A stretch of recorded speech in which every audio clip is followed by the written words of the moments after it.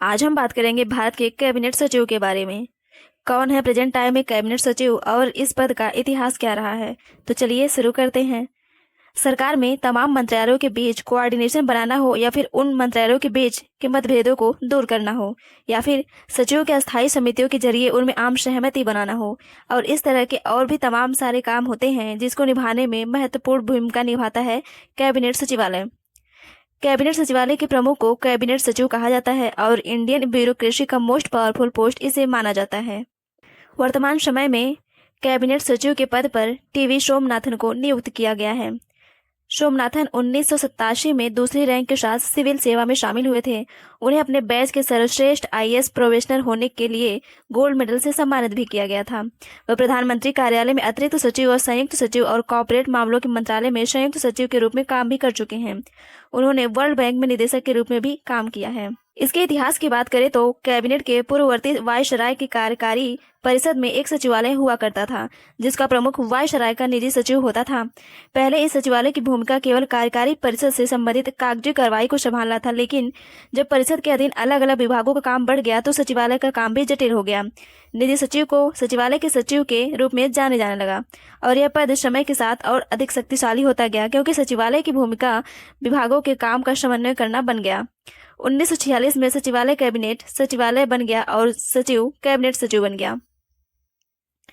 लेकिन क्या आपने कभी सोचा है कि आखिर वह कौन सा शख्स रहा होगा जिसने भारत के इस अहम प्रशासनिक ढांचे को खड़ा करने में महत्वपूर्ण भूमिका निभाई? आखिर वह व्यक्ति कौन था जिसने भारत के बिखरे हुए मंत्रालयों को एक मजबूत कड़ी में जोड़ा? दोस्तों, ये कहानी है भारत के पहले कैबिनेट सचिव एन.आर. पिल्लई की, जिसने भारत के प्रशासनिक ढांचे को उसकी आत्मा दी। साल था 1898 और जगह थी केरल का एलनगढ़ गांव। नारायण राघव पिल्लई का जन्म एक बेहद साधारण परिवार में हुआ था। इनके पिता का सपना था कि उनका बेटा बड़ा होकर एक अधिकारी बने और उनका बेटा बड़ा होकर अधिकारी बन भी गया, लेकिन उनकी सोच से कहीं ज्यादा बड़ा अधिकारी बना। कोई सोच भी नहीं सकता था कि साधारण सा दिखने वाला ये लड़का एक दिन इतना बड़ा अधिकारी बन जाएगा, इतने महत्वपूर्ण पद पर पहुंच जाएगा। जी हाँ, आजाद भारत का पहला कैबिनेट सचिव पढ़ाई में रुचि रखने वाले पिल्लई ने अपने स्कूली परीक्षा केरल से पूरी की। आगे की पढ़ाई के लिए मद्रास विश्वविद्यालय चले गए जहां उन्होंने अर्थशास्त्र की पढ़ाई की, लेकिन उनकी नजरें तो कुछ और ही तलाश रही थी। उनकी नजरों में था सिविल सेवा का सपना, पढ़ाई का जुनून। उनका ये पढ़ाई का जुनून उन्हें ऑक्सफोर्ड यूनिवर्सिटी तक ले गया जहां उन्होंने आईएएस यानी कि इंडियन सिविल सेवा की परीक्षा पास की। दोस्तों, ये वो समय था जब सिविल सर्विसेज मात्र अंग्रेजों का अधिकार माना जाता था। ऐसे में पिल्लई जी ने ये प्रूव कर दिया कि सिविल सेवा मात्र अंग्रेजों का अधिकार नहीं, इसे तो हम भारतीय भी कर सकते हैं। सन 1922 में बतौर आईसीएस अधिकारी उनका सफर शुरू हुआ और उन्होंने जल्द ही अपने कौशल और ईमानदारी से खुद को साबित किया। उन्होंने भूमि सुधार और आर्थिक योजनाओं में नए मानक स्थापित किए। सन 1947 में जब भारत आजाद हुआ तो आजादी के बाद भारत को एक सशक्त प्रशासनिक ढांचे की जरूरत थी। ऐसे में पूर्व प्रधानमंत्री नेहरू जी और सरदार पटेल की नज़र पिल्लई जी पर पड़ी। सन 1950 में उन्हें भारत का पहला कैबिनेट सचिव नियुक्त कर दिया गया। जी हाँ, ये वही पद था जिसकी हम बात कर रहे हैं। उनकी दूरदर्शिता ने इसे भारतीय प्रशासन का तिल बना दिया। पिल्लई ने विभिन्न मंत्रालयों के बीच समन्वय स्थापित किया। उन्होंने सरकारी नीतियों को सुचारू रूप से लागू करने की प्रक्रिया को दिशा दी और उनके कार्यकाल में कई ऐतिहासिक निर्णय लिए गए जिसमें पंचवर्षीय योजनाओं की नींव और अंतर्राष्ट्रीय संबंधों में भारत का स्थान मजबूत करना हो सबसे अहम भूमिका उन्होंने निभाई। आपको जानकर हैरानी होगी कि पिल्लई न केवल एक प्रशासक थे बल्कि एक उम्दा राजनायक भी थे। सन 1952 में उन्हें फ्रांस का भारत का राजदूत भी नियुक्त किया गया। यह उनके प्रशासनिक कौशल और नेतृत्व क्षमता का प्रमाण ही था।